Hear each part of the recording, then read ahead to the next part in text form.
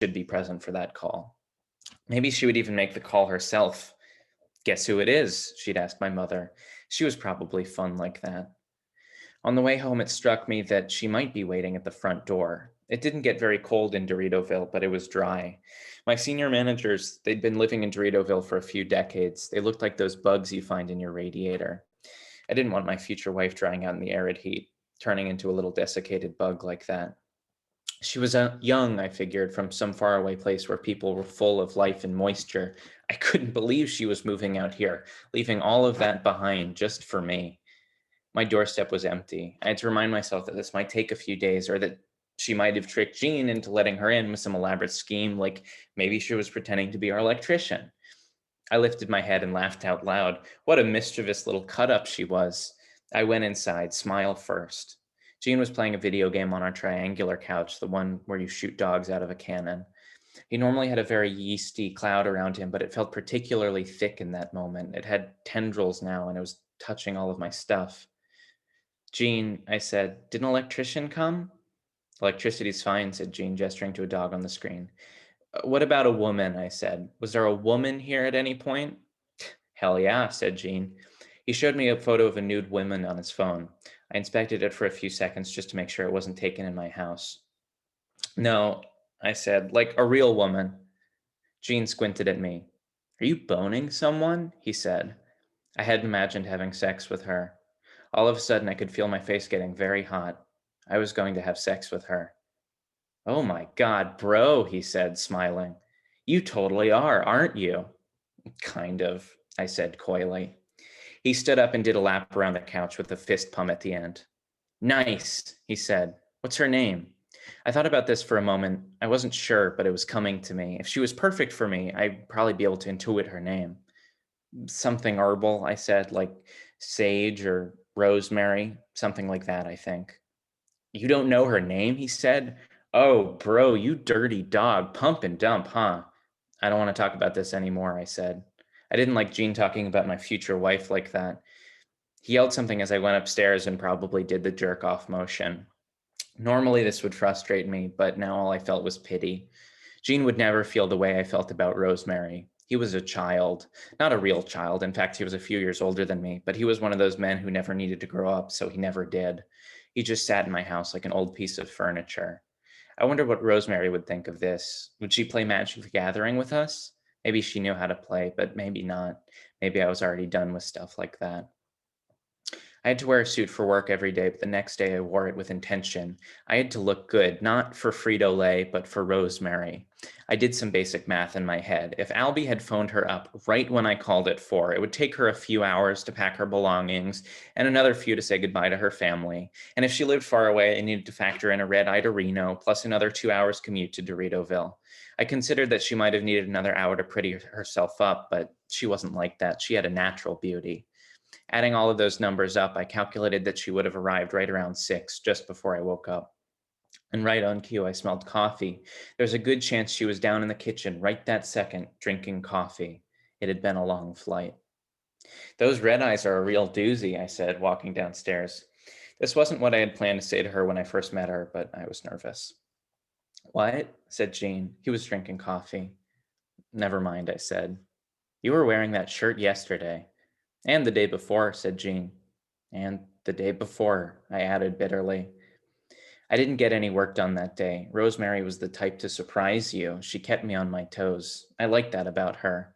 It had been a long time since someone surprised me, and Rosemary surprised me with her absence nearly every time I entered a room. I started to imagine all of the different ways that Rosemary might reveal herself. Musical number, busting out of a large cake, waiting under my car.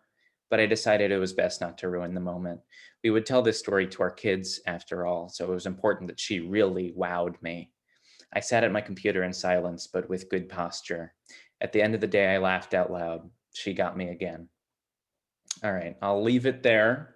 If you want to hear the ending, you can read the rest of my thesis.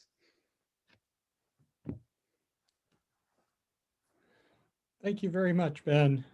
Our next presenter is of an introduction is Mclean Hartford. All right. The next speaker is a poet, fiction writer, and good friend.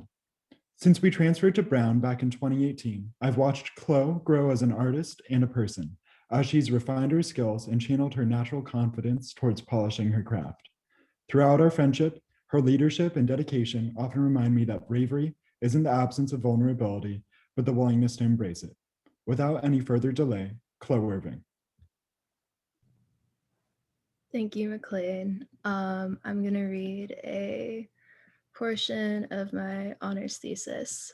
Okay, I'll just begin. Aya. Aya moved her eyes from the full-length mirror to the wall beside it. A grapefruit pink masterpiece of bluebell stems swirled its way into the ceiling, perfect for a grapefruit pink baby toe. Steadying herself on the adjacent railing, she lifted one foot out of her white strap sandal and arched it as gracefully as she could towards the wallpaper. Glassy black nails slid along the length of the vines, tracing them from root to petals.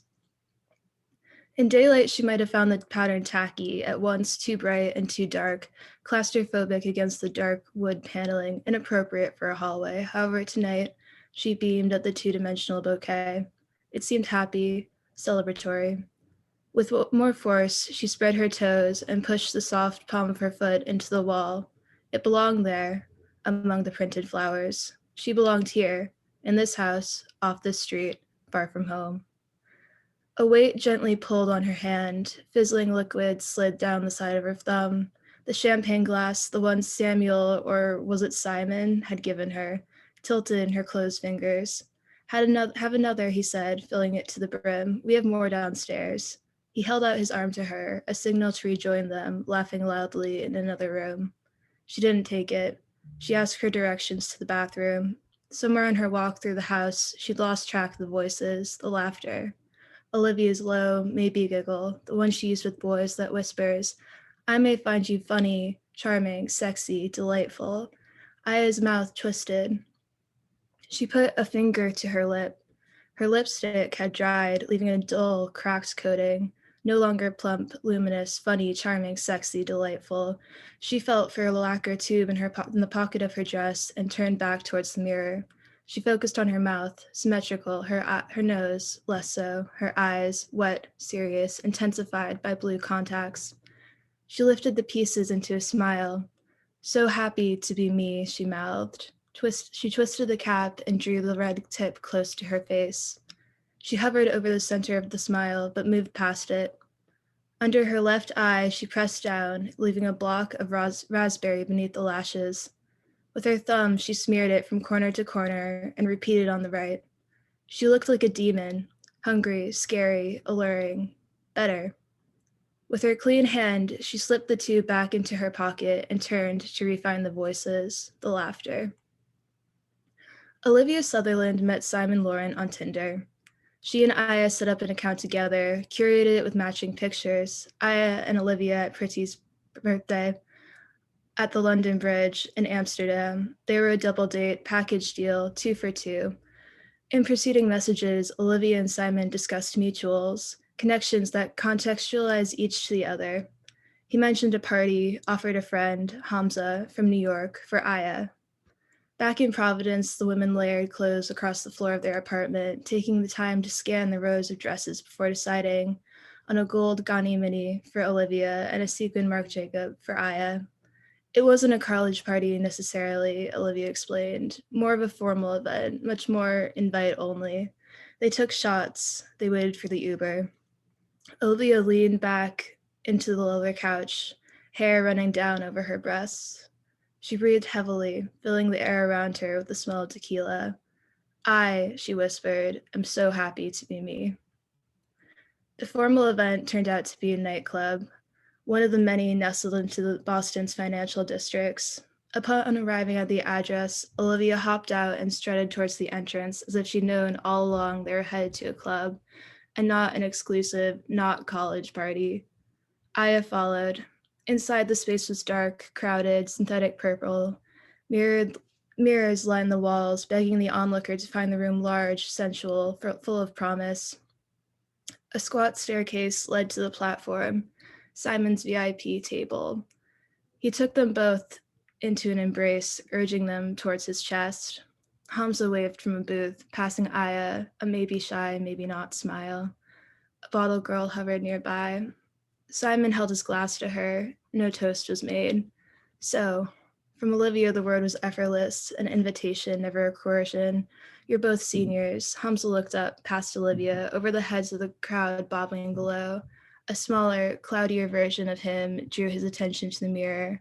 Aya watched him watch himself. Even under the circumstances where they could hear each other, what would they say? I'm from, but grew up in. A personal geographical history and a hug goodbye. Olivia nudged her, back to focus, need to pee. A car passed slowly through an alley, illuminating the single-stall bathroom. The fluorescent bulbs crowning the mirror above the sink drained the color from Olivia's face. The thin lines of her face, faint creases around her eyes and lips, deepened.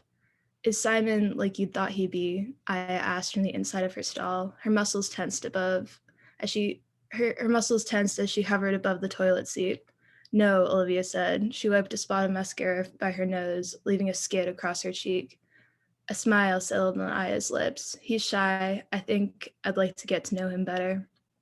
Washing her hands, Aya glanced over at her friend, at the way her hair, pale and silky, reflected the colors of the room around them, bathroom green, streetlight yellow, nightclub blue escaping through the slats in the door.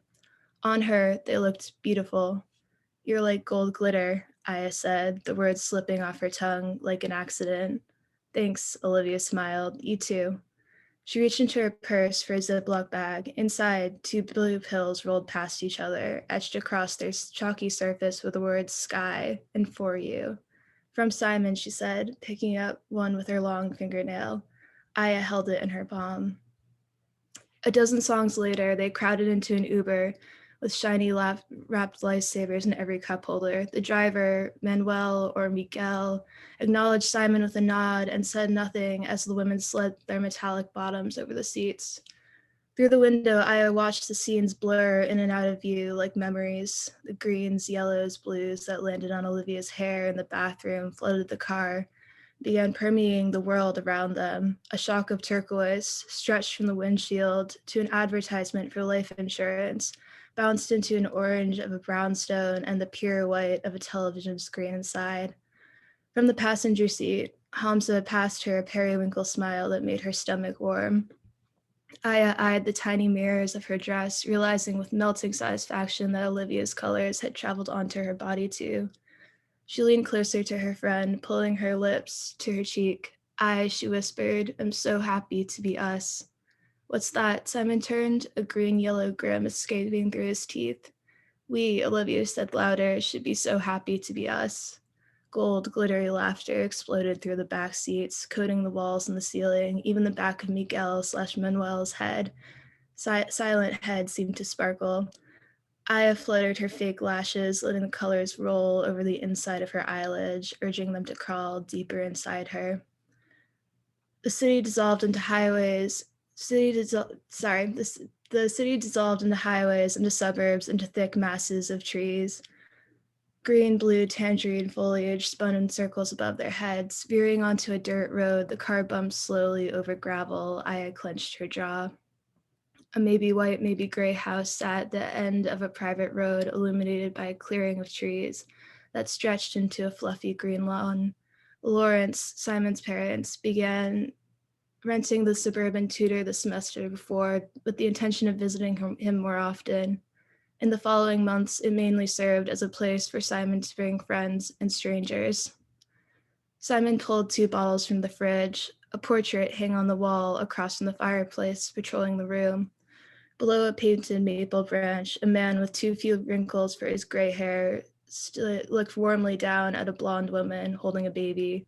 Simon, is that you? Olivia asked, voice trailing into the kitchen. Hamza, who'd gone quiet in the minutes since coming inside, took a seat on the leather couch by Aya. He turned his body towards her, as if this were equal to the beginning of a conversation. In return, she gave him another gold, glittery laugh, tried to bounce the colors from her eyelashes onto his, but they wouldn't stay. Amidst this thought, she felt herself stand. Swaying, she traced the length of shadow into the hallway, a foggy memory of Simon's hand on her back telling her to stay. Where's the bathroom?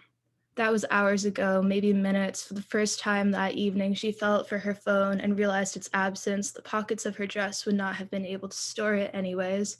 Women's pockets seldom are. Palm outstretched, she felt her way along the front of the garment, letting the rough underside of the sequin scrape against her skin. All at once, she felt the weight of each individual embellishment. They teamed together to pull down on her shoulders, urging her closer to the floor.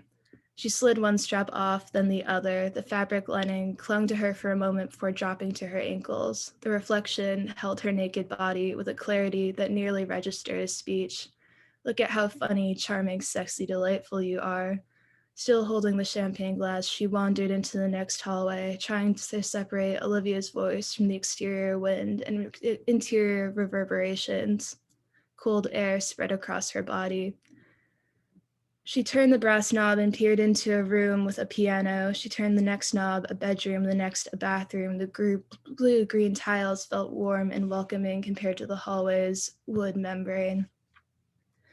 She found her way to the mirror, instinctively covered her stomach, and giggled at herself for doing so. Behind her, a clawfoot bathtub glistened under the blue-purple shadows. She shifted back to sit on the rim without thinking. She placed her raspberry lipstick fingers on the tap. The mark left behind what looked like three limbless raspberry people staring back at her. Self-conscious, she blurred them away. Warm water poured from the faucet, pooling evenly in the basin below. She slid down into it. Streams formed over dry skin. Let's go for a walk on Rainbow Street, her mother suggested, the first day she'd taken off in years. Aya twirled her hand in circles above the bathwater, mimicking reflections of cars along the canal. She was 13, nearing an age inappropriate to visit a park with her mother, but still delighting in the request. Her ummi, who since becoming an English teacher at the university preferred mum or mom, dressed in brighter colors than any other woman they saw walking through Amman. An embellished yellow blazer, the same sparkling lip gloss as always, heightened by sunshine. On her, they looked beautiful. They stopped for kanafe. Hot lumps of sweet cheese filled the space under their tongues. They walked into the city square for the first time. Aya witnessed a hot air balloon taking flight. Picture, her mother shouted, backing up to catch her daughter in the frame. Very pretty, she called. Aya beamed at the memory, sweeping her knees above the hot steam. What time was it? The moon, which had earlier filled the room with fairy light, seemed to have drifted from the window. The blanket of purple blue succumbed to dark gray. Suddenly overwhelmed, Aya asked her body to leave the water, to find her clothes, to find Olivia and the laughter, but she stayed still, overwhelmed by the feeling of her heart against her bones. Who's that? A woman's voice came from behind. Aya turned. It was Miss Carter, her freshman dorm head. She was 14 again in the bathroom at Harmon Hall. What are you doing? Asked Carter. Aya looked down at the sink. Her blood-stained underwear lay exposed against the plastic basin. Red-pink water welled up around the edges. I said, what are you doing? Aya's cheeks went hot, pink like the sink water, pink like Umi's lip gloss. That night, she stood in front of 30 girls in her dormitory, blue, green, blue-eyed lacrosse players. We don't leave our toiletries in the bathroom, Carter continued. We don't talk on our phone in the bathroom. She turned to Aya, melting the 3-foot distance between them, and we definitely don't leave our bloody panties in the bathroom for someone else to find. The blue, green, blue eyes looked down out the window, anywhere but into Aya's. Is that understood? Carter waited. Aya wouldn't cry, not until the end. Aya, staying clean the common space. Everyone else should start study hall. Morning lights slipped into the room. Beige paint clung to flakes around the bathtub. A quarter of the tiles were cracked down the middle, a crow saying, Binti, Umi said, my beautiful girl. They were sitting in the grass, flipping through pictures of Aya and the balloon. She wished she would have stood up straighter, uncrossed her arms. I need to talk to you about something important. All the words slid past Aya, like currents through a net. Baba and I are getting a divorce. She caught phrases, boarding school, leaving at the end of the summer, visit as much as possible, but missed the meeting as a their meeting as a whole. You don't want me here, she said in her memory, but knew this was only what she felt. The bathwater went cool, but Aya stayed, letting tears run down her face.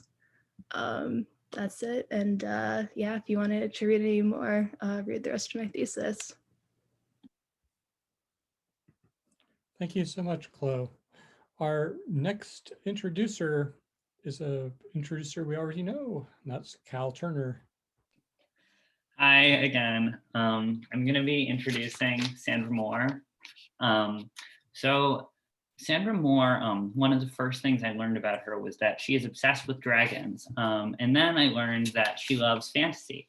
And initially I assumed that she liked fantasy because it's the only genre that consistently includes dragons.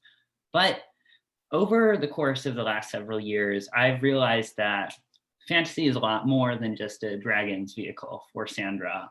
It's a way to think speculatively about possibilities for people, their lives and their worlds. And I think that her work really draws from both the genre traditions of fantasy and looks for kind of speculative possibilities within that genre. So I'm very excited to hear what she's going to read for us today.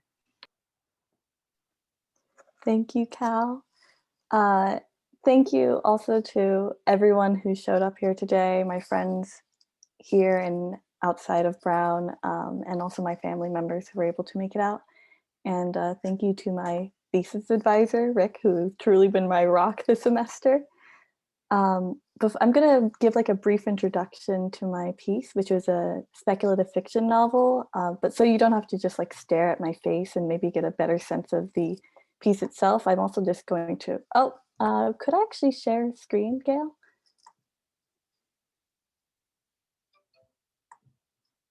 I'm just going to share like a book cover that I made for my piece, and then that way I can let you guys get a better sense of what it's supposed to be like. Everyone can see that, okay? Yeah. So I think anyone who's been in a workshop with me or has talked to me for longer than 10 minutes will understand that I only ever submit queer relationships and queer speculative spaces. This is partially because of what I like to read and what I like to write, but I think it's also because of like, you know, the larger movement of taking these spaces that have been occupied by straight white male works like Asimov and Heimlin and huddle out spaces for queer writers. So speculative fiction, I might argue, is a queer genre. But I also love road trips as a genre. There's something very special to me about being trapped with another person, especially a person you don't know very well, where traveling stretches and exhausts you to your truest self. Therefore, it should come as no surprise that the novel I wrote for my thesis, which was called You Are the Most Important in This Universe, is a road trip story about the multiverse, where a queer Chinese American woman named Jamie finds out that out of all the universes that are known to humanity, she is the worst Jamie. So it's about that. It's about Jamie, her companion Sean, entering world after world. Some are apocalyptic, where the environment has eroded away and humans have laid waste to a red dust world.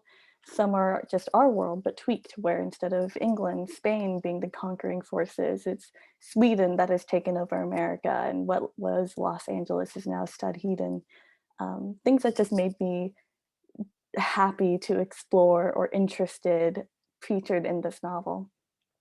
But while this is a thought piece on what our universe can look like, a few things I think should and do remain consistent throughout the multiverse. And at one of our final meetings together, Rick Moody said, I think I figured it out. The speculative fiction elements are being used to tell the love story. And I think I teared up a little bit when he said that, because I was so glad that it came through, because in the end, I did write a love story in all the romantic and platonic ways that matter between the protagonist, Jamie, and the man that she travels with, the woman who gives her a tattoo, the mother with whom she has a fraught relationship, and finally with herself. So I'm going to read a short excerpt, and for context, Jamie has just agreed to help Sean out, but she doesn't really believe that he can send her into another universe. So I'm going to stop sharing. She caught sight of the dingy clock hanging above the door as they exited the bar. 9 o'clock, it read, and as she stepped out into the world beyond, it was truly 9 o'clock in Southern California. The air was cool, with warm swirls smelling of cigarette ash and exhume.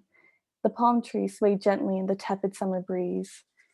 It was still and quiet outside in the noisy way a city could never cease, and as Jamie breathed it in, took it all in, she couldn't help but wonder, what would this spot look like in another universe? Would it still smell the same, look the same, taste the same, feel the same? Even with her skepticism, the thought was a magical sort of one. It was like she was a child again, reading A Wrinkle in Time for the first time, wishing that a Mrs. Whatsit would whisk her away. She just hadn't expected Mrs. Whatsit to look quite like this. Even if she was humoring him, she was grateful, at least, for this moment of escapism. You ready? Sure. I'm not, said Sean, scowling at his multi-osmosis device. She could see the damage clearly. It was battered looking, smoking just a little bit from the left side, and half of the face was brighter than the other. You've got to be quite precise, see? Stupid gizmo's got to know everything in order to calibrate a jump. All right then, now I'm ready. Well, what do I do? See that place on the side that's like a big silicone-looking shiny green? She did see it, the mesmerizing little swirl present in the lime green surface. Before you touch it, hang on to me. Sorry, I've got paper here because I'm so scared that I'm going to quit my computer if I do two things at once. Jamie suppressed the urge to roll her eyes. Vaguely, she wondered if she was on some sort of joke cam, something that would end up on the internet. The thought wasn't the most pleasing, but nor was it upsetting enough to jeopardize the payment. She reached across and closed her hand around Sean's arm. Ready? Jamie, rather than to say anything, reached for the device, ready for this to all be over. She pressed her finger to the lime green swirl, waited for Sean to detangle himself from her, to confess that he was under the influence of some truly kickin' strain of E, that he had hidden a magnet on her, and that was why the compass was pointing at her, for the world to make sense once more. But then she felt it. She didn't know what to feel, truly. She thought it would feel something like dissolving and then the universe piecing her back together in a new form for a new verse, if she had even thought that it would feel like something at all. But it wasn't anything like that, not at all. Instead, it was like she swept through a cool curtain of water, except the passage was thicker, like she was passing through something embryonic, natal warmth enveloping her. She wanted to open her mouth, to taste it, to feast on the subject that glued the multiverse together, but found that she could not move of her own volition. And even though logically she knew she should be terrified that her autonomy was stripped from her, that her body was subservient to spinning stars and other indifferent bodies, she could only feel relief coursing through her. Yes, she said to the universe, I yield. It was a powerful force, too.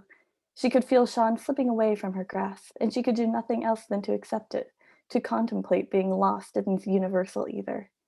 But just as their bodies felt close to ripping apart, it was over. They were through. They hit the ground with an oomph.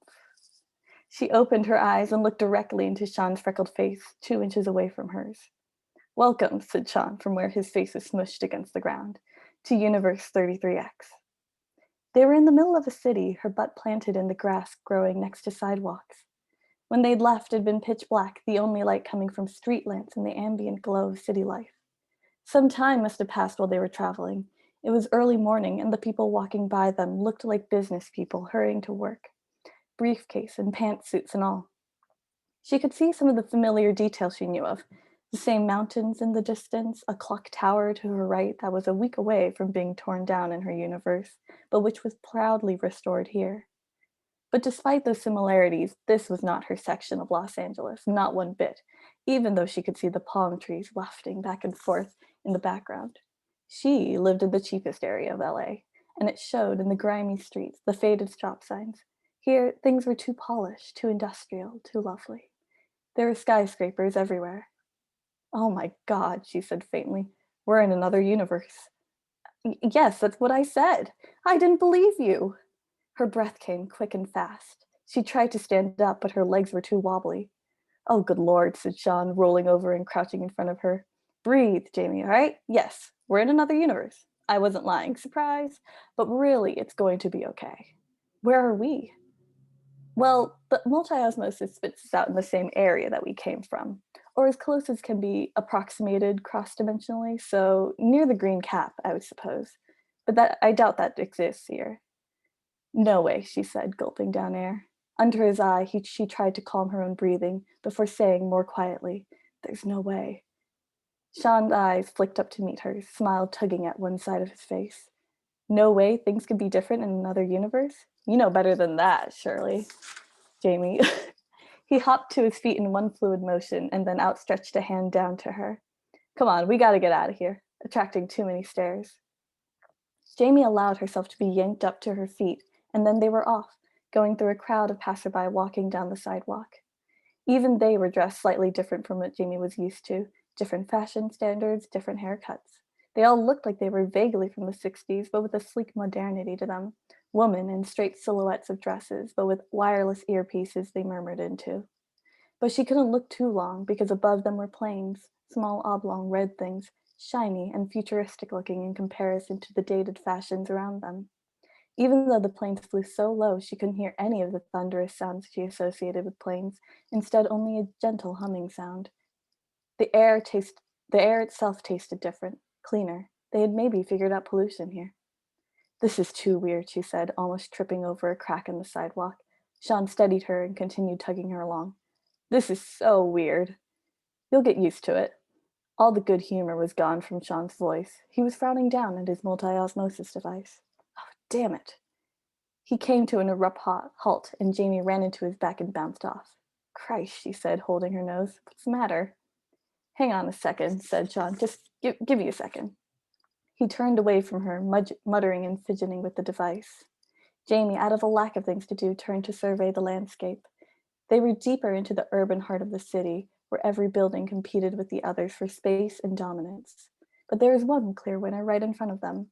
Tall, perhaps 80 floors, with a massive statue adorning the top. It was just the kind of place that Jamie loved to look at in her daydreams of attaining wealth and fortune, and she paused to admire it more as Sean cursed at his multi-osmosis device. Titan Industries said the lettering on the metal and steel canopy. Not many people were moving in and out of the building. There were 2 security guards in front of it, big men with helmets pulled low over their eyes, 2 holsters on each side of their hip. No, she could see it more clearly now. There was a panel where the eyes should have been, some kind of red sheet of glass that they looked through. People gave the building some birth, and Jamie would too if she passed by a building guarded so fiercely. As she watched, a white car pulled up to the front door. The chauffeur ran over to the other side to open the back door. A slim woman dressed in a killer blue pantsuit stepped out, talking on her phone with one hand, an expensive-looking bag grasped in the other. As Jamie watched, the woman walked straight up to the 2 guards and held out her badge. They looked through the red panel helmets and nodded her through. But as she moved forward, a small bauble fell out of her tote. Something small and shiny, keys, perhaps, or a lipstick. Before the woman could even crane her neck to see what had fallen, the nearest guard was crouching down to retrieve it. He handed it to her, his head bowed in deference. Clearly, then, this was some woman in a position of authority. Perhaps she had an office in the penthouse of the building. Either way, Jamie was transfixed. As the woman turned her head to thank the guard, Jamie's entire body ran cold. She knew that profile, even though it had lost its baby fat. She knew the upturn of the nose, a family trait passed on from her mother's mother all the way down. She knew the arch of the dark eyebrows, the monolithed brown eyes, the bowless lips. Even though all of them were positioned with more authority than Jamie had ever summoned, confidence altering those familiar features almost beyond her comprehension. But the truth was there, undeniable. She watched, paralyzed, as the other Jamie Chang walked into the building. That's where I'll end it there. Thank you guys very much.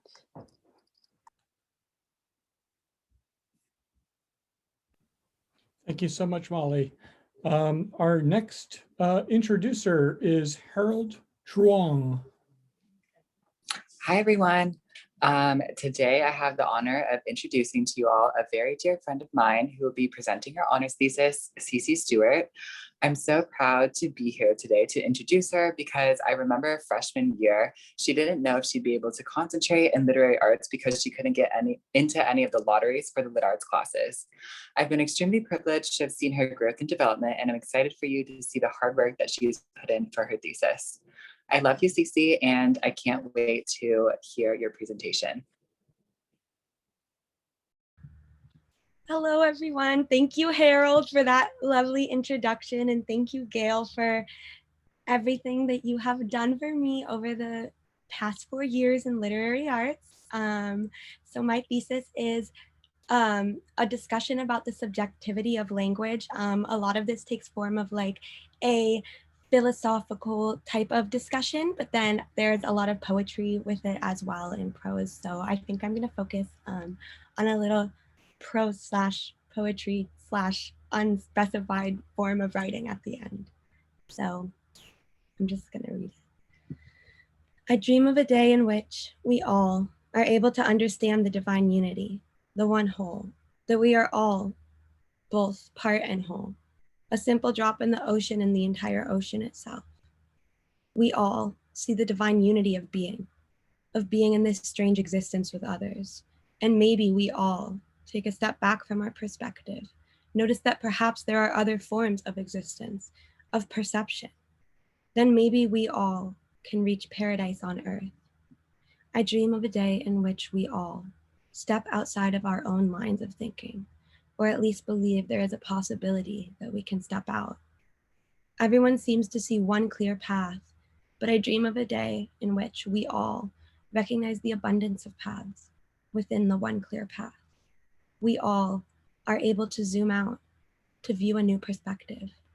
I dream of a day in which we all understand we are the masters of our own universe and we hold the key to true paradise in being. So now I'm going to read the final poem section. So I, throughout the thesis, each section, I would write a poem at the end using the words from the discourse argument part that I wrote. And so I could only use those words. Then I took all the words from those poems, which was 577 words, and made a series of poems using only those words. And yeah, they all had to be used at least once. So here's that series of poems. Ode to Poetry, a crashing hymn who yearns for colors, rising, falling colors, simple but infinite. Vibrations create a tricky passing, nights chiefly existent, sleepless nonetheless. Identify identity, find clues in capacity, depths of dreams, patterns in perception, growing like grooves, line in line. When darkness, unhinged, positions me, to thinking, to exploring, to fearing, perhaps meaning masquerades satanic speaking, acknowledging evil, the whole of oneself. There is a realm where growing, forward free, feeling natural activity, sparks a search beyond this being. Unknown waves speak in vernaculars. Daydreaming brings revolution, terms of rebellion before the one assumed world, before politics deemed above questions. When essence masquerades as mere ability, worldly differences represent black and white, thinking fiction of endless grays, ever-changing world blueprints in multiplicity. Consider creation as colliding destruction. Illusions collapse, core change and occurring occurred, knowing eternity like an ocean, time as a lump, a circle, completely constant, continuously. Invisible eyes cry at reasoning. Ego can see, ego can discover, ego as embedded agency, ego as understanding in pursuit, pursuit in play.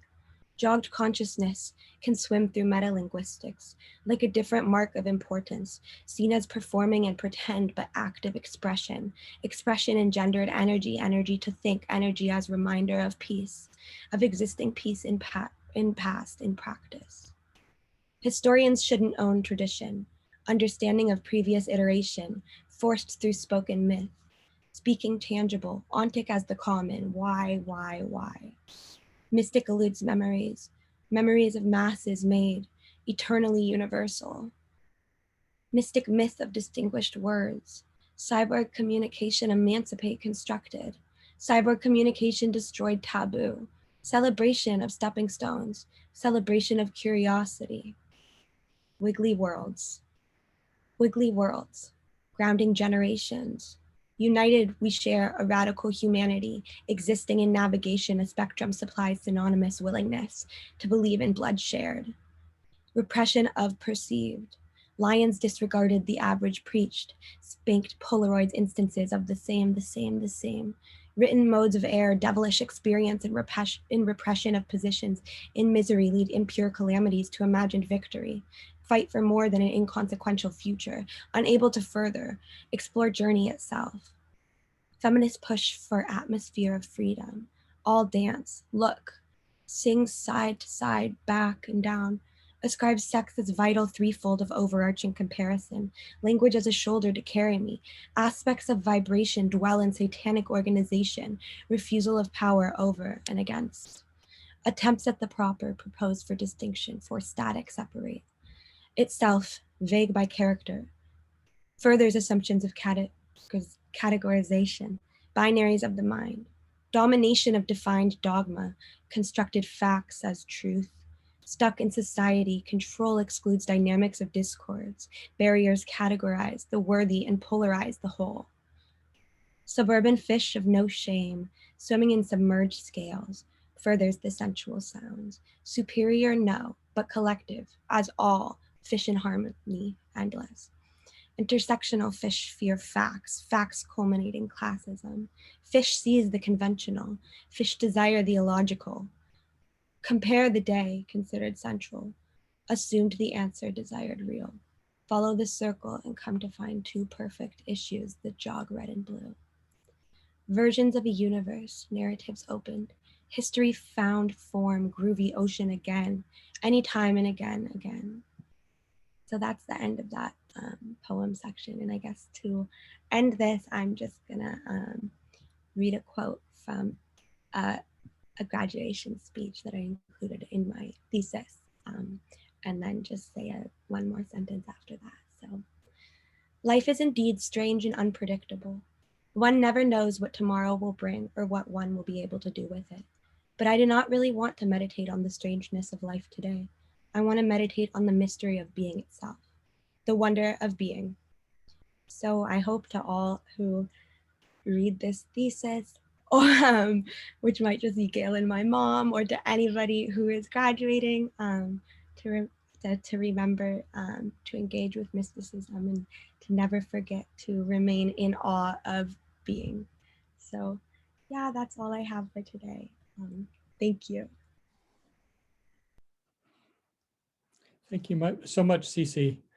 Our next introducer is once more Cal Turner.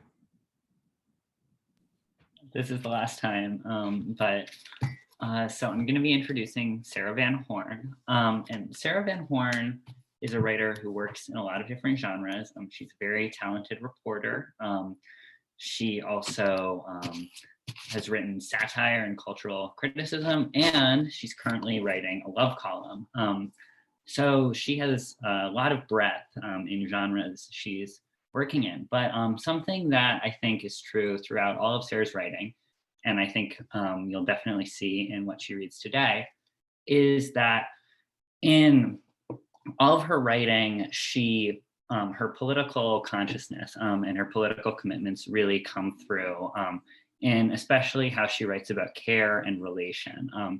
And I think that you can really see that she believes that a more loving and more caring world is possible in all these different, all of her different articulations. And I think she often makes a very convincing case in her writing that this is true. So very excited. Thank you, Cal, so much for that lovely introduction. And thank you, Lori, too, for all the care and attention you've given my writing over the past year. Thank you also to all the other professors that have guided my writing over the past 4 years. Esther Yee, Eleni Siglianos, Deb Salem-Smith, and Rick Moody. To Zachary for all your helpful edits and long walks. and to all my co-writers and editors on the indie, especially Matt and Alex, and Ben and Gemma and Julia and Cal. So I'm going to read the beginning of a short story called The Silver Birch and the end of another short story called Objects of Exchange. The Silver Birch. At some point in time, far down the road, the figure approaches in a cloak of evening shadow, framed against the receding light and thinly rinsed in a cloud of dust.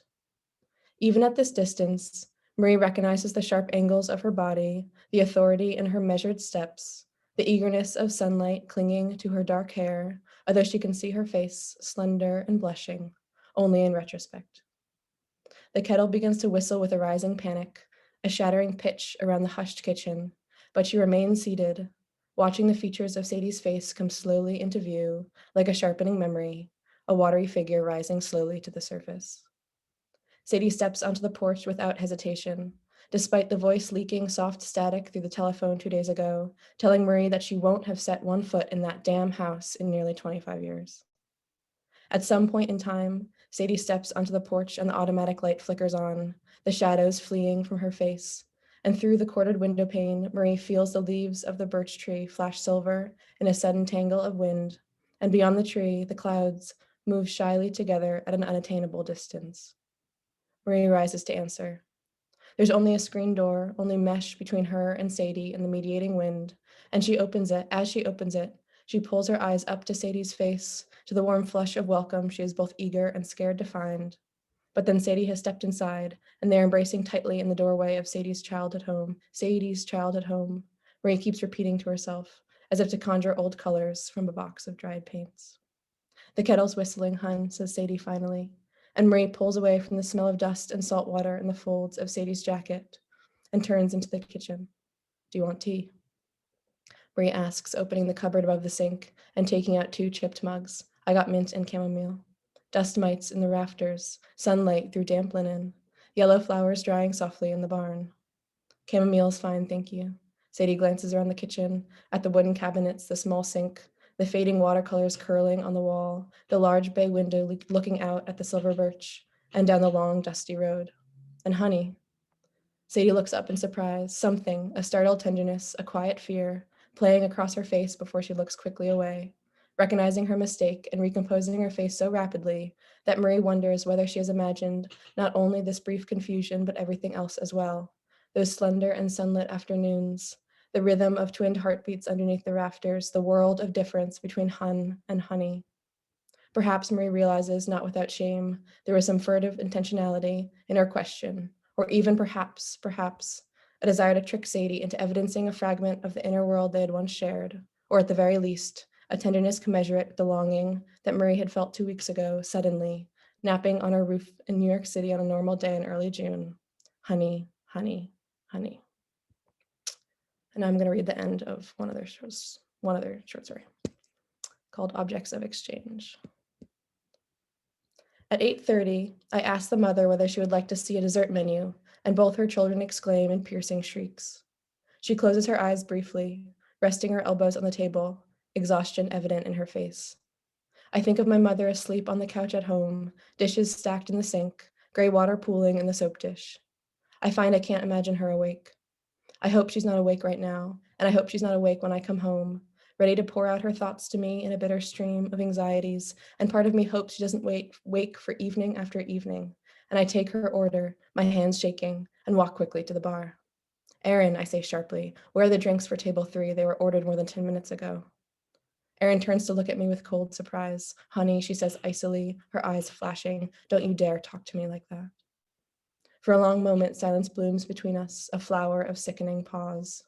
My face feels strange, hard and unmoving, and a shiver slides down my right arm. I turn away, immediately sorry. At 9 o'clock, the kids are finishing dessert, and I walk around to each table, pushing in all the chairs, before returning to the bar where Sophie is stacking water glasses in the cabinet, her movements fluid and precise. Do you have a few singles? I ask. I'm going to run to the deli. Sophie turns to me, taking her wallet from her pocket. Why? And pulling out a few dollars. To get a pack of cigarettes, I say. She pauses, looking up, something tender in her glance. Eliza, she says, I don't want to help you start smoking. My reply comes out more roughly than I intend. I don't want to start smoking, I say. Why do you want cigarettes then? She asks, eyebrows raised, slipping her wallet back into her pocket. In the soft pause, I suddenly find it hard to look at her. So I have one to give you when you ask. Every night when I get home, I clear the kitchen table with a meticulousness that surprises me. I wipe the crumbs into my cupped hand. I return the salt and pepper shakers to the counter. I blow out the candles. Leaning against the bar, Sophie pauses and looks at me, a smile playing across her mouth. You want me to give you money so you can buy me cigarettes. Her eyes are glittering under the orange lamps, and I can't look away. Yeah, a sharp edge in my voice. The desire for cigarettes suddenly feels stupid. I think of all the years my mother spent washing the dishes at home. You pour me secret drinks, and all I can do is tip you. Sophie starts to say something, but the kids are rushing out the door, and their mother follows, calling to them half-heartedly, and we both smile at her and tell her goodnight, and I return to clear their table, to fold their coloring books and push in their chairs, and bring the ketchup back to the counter. The mother has left me a nice tip, the amount scrawled in blue ink at the bottom of the receipt, and I think again of my mother washing the dishes at home. At 9:30, Erin's shift is over, and Sophie takes over the bar. She pours Erin a secret drink, and I ask her to fill a large plastic container with Rolling Rock to bring to Jay in the kitchen.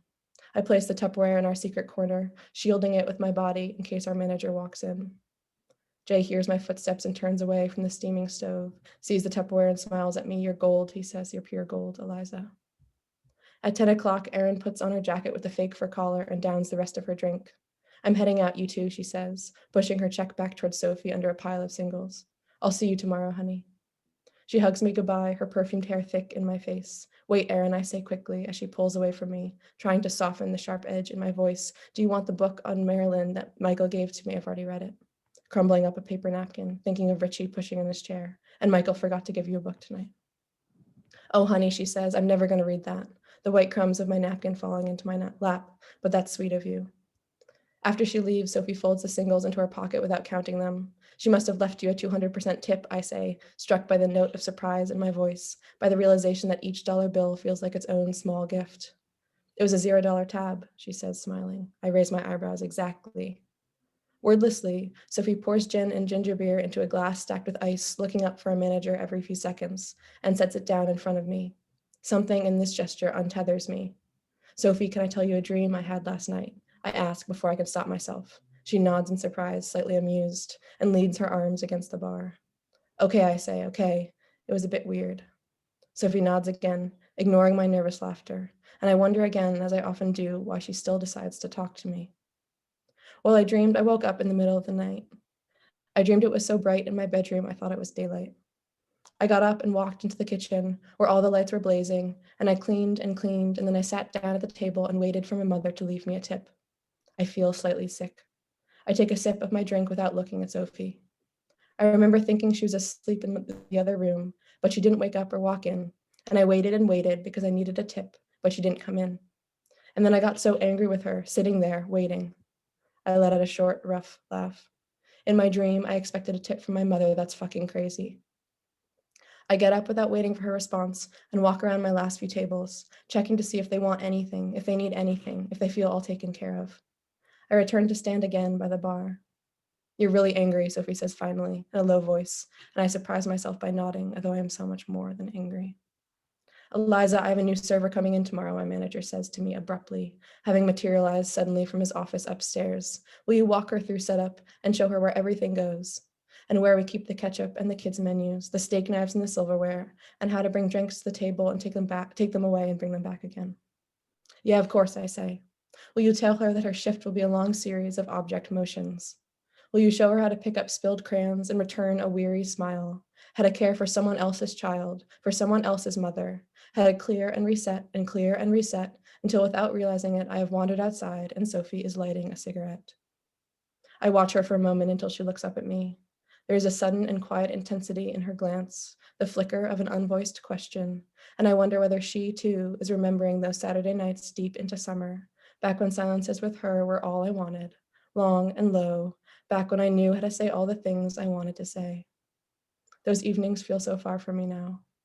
All I have left are my careful commodities, my objects of exchange, secret drinks and secret food, a pile of singles, an empty box of cigarettes. Before I can stop myself, I am shaking my head. I haven't forgotten. There is a shimmering pause, half her face rinsed in shadow, orange light hesitating on her lips. Then she kisses me, briefly, her mouth warm. I know we shouldn't, she says. I know it doesn't make any sense. The street begins to spin and I find I can do nothing but grip her fingers. I remember the empty box of cigarettes in my coat pocket, and I have a sudden urge to line up all my singles in a straight line down the bar.